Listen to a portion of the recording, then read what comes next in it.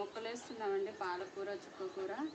వర్షాకాలం జూన్లోనే ఫస్ట్లో వేయాలి కానీ వర్షం ఫుల్ అనేసి వేయలేదండి. ఇవాళ సండే అనేసి ఇవే పని పట్టుకున్నాను. వీటికి పాలకూర, చుక్కకూర ఇవన్నీ గింజలు తెచ్చేసి వేస్తున్నానండి. కుక్కర్ గిన్నె పాడైపోయిందండి.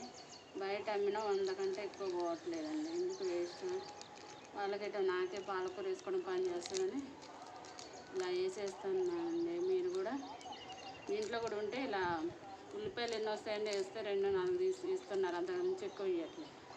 ఇలా వేసుకున్న చక్క పాలకూర మనకు వస్తుందిగా, అందుకనేసి దీంట్లో తోటకూర వేసానండి.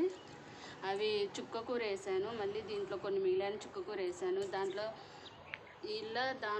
తోటకూర వేసానండి. దీంట్లోనేమో చుక్కకూర వేసాను. ఇవి చుక్కకూర 2, పాలకూర 2, తోటకూర 2 డబ్బు వేసానండి టబ్బులల్లో. ఎందుకంటే మనకు సరిపోదు కదా, కట్ చేస్తే అది ఎంత అయితే తోటకూర, అందుకనేసి రెండిట్లలో వేసానండి. దీంట్లోనేమో గోడ్చిక్కుడు గింజలు తెచ్చానండి. గోడ్చిక్కుడు గింజలు, బెండ గింజలు తీసుకొచ్చానండి. ఇవన్నీ గోడ్చిక్కుడు గింజలు ప్యాకెట్ 10 రూపీస్ ప్యాకెట్ తీసుకొచ్చాను. మొన్న భద్రాచలంలో తీసుకొచ్చానండి. ఇవేమో బెండ గింజలండి. ఇవ్వండి బెండ గింజలు ప్యాకెట్.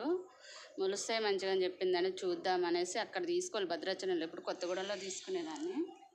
ఇవ్వండి ఈ డబ్బాలలో వేస్తున్నానండి. మాకేమో కింద ప్లేస్ లేదు కదండి, అందుకని ఈ డబ్బాలు తీసుకున్నాను. ఇంకా ఈ డబ్బాలలో వేస్తున్నాను. అవి కింద మాకు ప్లేస్ పెద్దగా లేదండి, ఎండ తగలదు, అందుకనేసి డబ్బాలలోనే వేస్తున్నా. ఒక 10 డబ్బాలు తీసుకొని ఇట్లా దీంట్లో మట్టి, కోకోపీటు అన్నీ వేసానండి. ఎరువు వేసేసి వేస్తున్నాను. 10 డబ్బాలు ఇవి, 10 డబ్బాలు గోడ్చిక్కుడు, 5 డబ్బాలు పెట్టుకున్నా సరిపోతాయి. అవి 2 చెట్లున్నా చాలండి గోడ్చిక్కుడు గింజలు మంచిగా వచ్చేస్తాయి. అందుకనే వీటిలో వేస్తున్నాను నేను. మీకు కూడా నచ్చినట్టయితే లైక్ కొట్టండి, షేర్ చేయండి, కామెంట్స్ పెట్టండి అండి. మర్చిపోకండి లైక్ కొట్టడము. మీ సపోర్ట్ వల్లే కదండి లైక్